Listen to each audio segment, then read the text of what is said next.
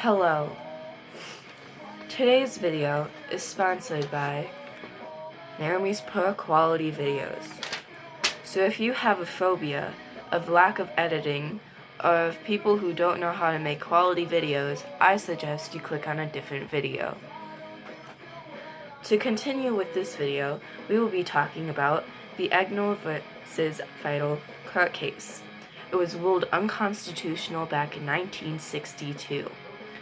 This is due to the fact that it is unconstitutional to compose an official school prayer and have it be encouraged of its recitation in public schools.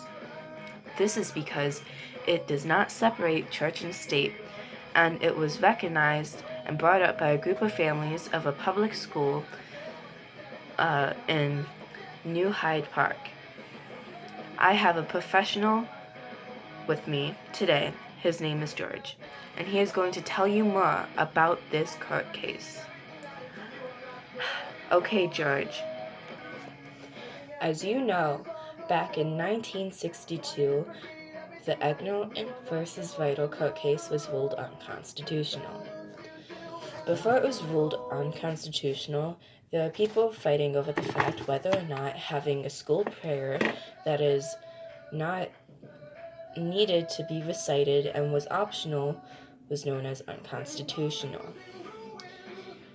When the families argued that having Almighty God, those words, in a school prayer, it contradicted some of their religious beliefs. Due to this, a Jewish man named Stephen I. Engel, who was supported by opposing families, rabbinical organizations, ethnical culture, and Jewish organizations, argued that opening school with prayer violated the Establishment Clause of the First Amendment. My buddy, Bob, will be happy to help explain this to you. Come on, Bob, show us your stuff. Hello, this is Bob, speaking about the Egnor vs. Vital court case. As you were told, it was known to, or argued for, that opening the school with a prayer violated the Establishment Clause of the First Amendment. Well, this amendment states in the Establishment Clause that Congress shall make no law respecting a certain establishment of religion. Due to this, it was known that state and church should be separate. But it was argued against this due to the fact that the prayer was optional and did not specify any religion.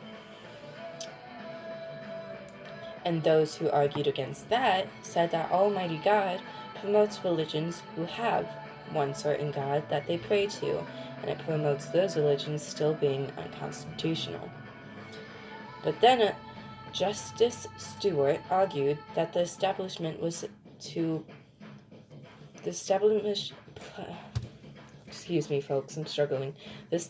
Clause was to separate church and state, not to stop an optional prayer that was not pointing to any religion. Back to Naomi. Thank you.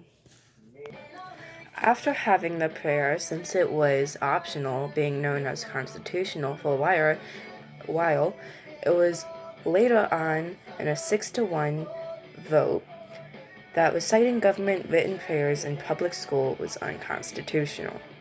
So to this day, schools are not supposed or capable of having a school prayer that promotes a certain religion or certain religions. Thank you for tuning in on Naomi's Poor Quality Videos, and a special thanks to Bob and George, because I had no one else to do this video with, and it's very last minute. Thank you. Basically, to my lack of, responsibility. Have a good day or night. I don't know. Whatever.